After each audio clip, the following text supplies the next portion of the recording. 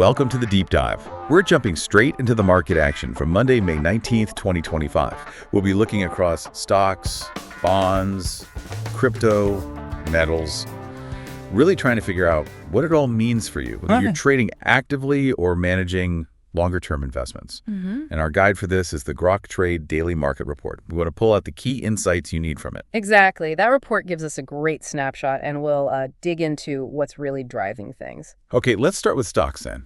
It was, well, a bit of a split picture, wasn't it? It really was. You had the S&P 500 and the NASDAQ just nudging up, like 0.1%. The Dow did a bit better, gained 0.35%. Right. But then the Russell 2000, the small caps, actually fell 0.42%.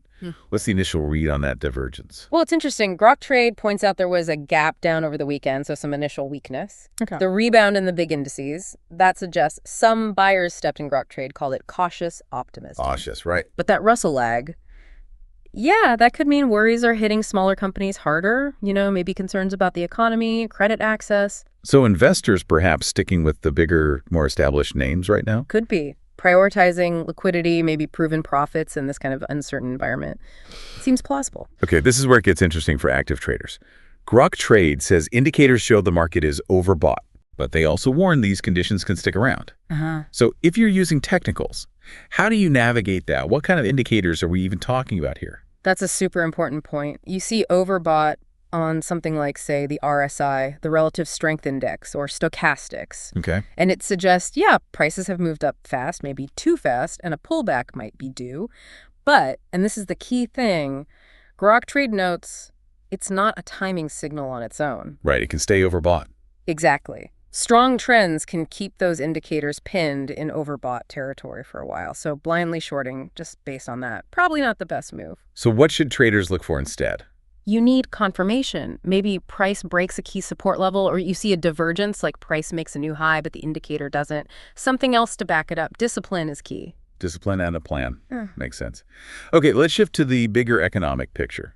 Moody's downgrade of the U.S. credit outlook seemed to cause some ripples early on. It did, yeah. Grok Trade mentioned a sell-off in U.S. Treasuries right after that news hit. For someone holding bonds, what's the immediate impact there? Well, a downgrade, even just the outlook, signals potentially higher risk. Okay. So investors might demand a higher yield to hold those treasuries, which means the price of existing bonds goes down. That's the sell-off. And higher treasury yields can ripple out, making stocks seem less attractive too. But things seem to calm down. The Dow recovered quite a bit.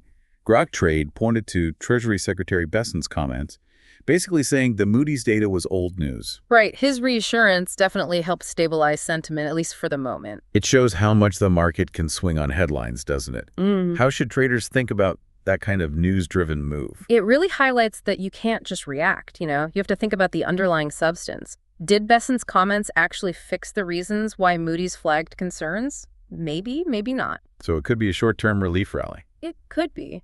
So traders definitely keep an eye on those headlines for clues on sectors, currencies, overall market direction. Okay, let's pivot to crypto.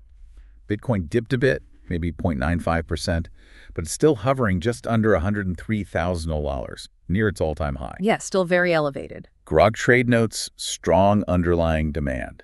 What's that signal for Bitcoin holders or traders right now? It suggests that even with the slight pullback, there are buyers willing to step in around these record levels. That demand could be coming from, institutions, the whole digital gold narrative, various things. So the bulls might still be in charge. It suggests the upward momentum might still have legs. Traders will be watching for a solid break above that all-time high. That would be a big continuation signal.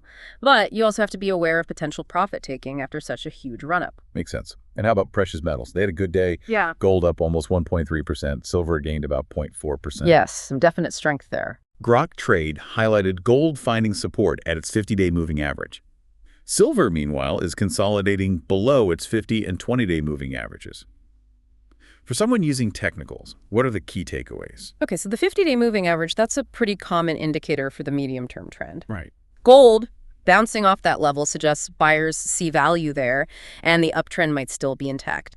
Silver, though, consolidating below its moving averages, that suggests indecision. It's stuck in a range. So traders are watching for a breakout. Exactly. For silver, a break above resistance, maybe that 50-day MA, could be bullish. A break below support, bearish. Those levels become potential trigger points for trades. All right, so wrapping up our deep dive into the Grok Trade report for May 19th. Mm.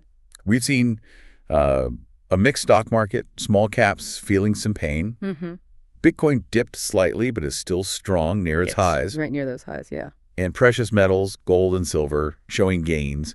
All this happening against that backdrop of the Moody's downgrade and those ongoing economic worries. Exactly. It's a complex picture, and hopefully breaking it down like this gives you, the listener, a clearer view of the forces in play and maybe some things to watch in your own trading or investing.